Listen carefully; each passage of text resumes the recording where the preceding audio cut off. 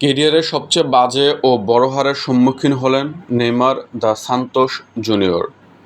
Match শেষে তাই আবেগ সামাল দিতে পারলেন না নেইমার। মাঠে বসে কাঁদতে শুরু করলেন ব্রাজিলিয়ান এই সুপারস্টার। কয়েকজন এগিয়ে এসে চেষ্টা করলেন সান্ত্বনা দিতে, কিন্তু একটু আগে যে ক্যারিয়ারের সবচেয়ে বাজে হারের সাক্ষী হলেন, তিনি কি খুব সহজে এই দুঃখ ভুলতে পারেন? আজ সকালে ভাস্কো দা গামার বিপক্ষে ৬-০ গোলে বিধ্বস্ত হয়েছে নেইমারের সান্তোস। ব্রাজিলিয়ান লিগ সিরিয়ার এই ম্যাচে কোনো প্রতিদ্বন্দ্বিতাই গড়তে পারেনি নেইমারের দল।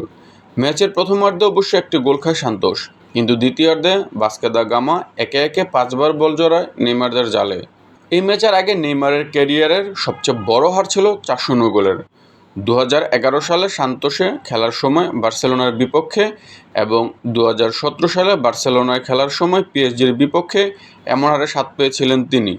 কিন্তু এদিন সেই দুই হারও যে পিছনে পড়ে গেল। ২০১৪ বিশ্বকাপের সেমিফাইনালে স্বাগতিক ব্রাজিল জার্মানির কাছে ৭ গোলে বিধ্বস্ত হলেও সে ম্যাচে চোটের কারণে মাঠের বাইরে ছিলেন নেইমার।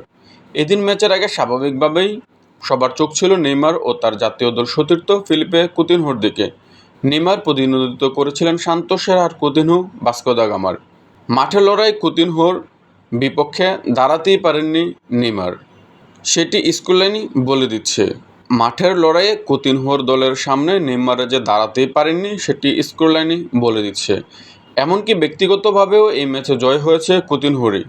ভাস্কো দা গামার ৬ গোলের ২টি এসেছে সাবেক লিভারপুল ও বার্সেলোনার ফরোয়ার্ডের পা থেকে। গোল দুটি হয় ম্যাচের ৫৪ ও ৬২ মিনিটে। দুর্দান্ত এই যে অনেকটি উপরে উঠেছে ভাস্কো দা গামা। ১৮ ম্যাচে ১৯ পয়েন্ট নিয়ে ১৬ নম্বরে অবস্থান করছে তারা। অন্যদিকে এক ম্যাচ বেশি খেলে ২১ পয়েন্ট নিয়ে সান্তোস আছে ১৫ নম্বরে। ম্যাচ শেষে আবেগী নেইমার বলেন, আমি লজ্জিত, আমাদের পারফরম্যান্সে আমি সম্পূর্ণ হতাশ। সমর্থকদের প্রতিবাদের পুরোপুরি অধিকার আছে, অবশ্যই সহিংসতা পরিহার করতে হবে। তারা যদি গালি দেয় বা অপমান করে সেটারও অধিকার তাদের আছে। নেইমারের ভাষায় এটা চরম লজ্জার। জীবনে কখনো এমনটা হয়নি, দুর্ভাগ্যবশত এবার হলো। কান্না এসেছিল রাগ থেকে, যা ঘটেছে সব কিছুর জন্য। দুর্ভাগ্যবশত আমি সব দিক দিয়ে সাহায্য করতে পারি না। যাই হোক, পুরো ব্যাপারটাই ছিল একেবারে বাজে, এটাই বাস্তবতা। এদিকে সান্তোসের এই বড় হারের কিছুক্ষণ পরে ক্লাবটির প্রধান কোচ ক্লেবার হেভিয়ারকে বরখাস্ত করেছে কর্তৃপক্ষ। এক বিবৃতিতে ভবিষ্যৎ ক্যারিয়ারের জন্য শুভকামনা জানিয়ে হেভিয়ারকে ছাঁটাইয়ের কথা নিশ্চিত করেছে সান্তোস।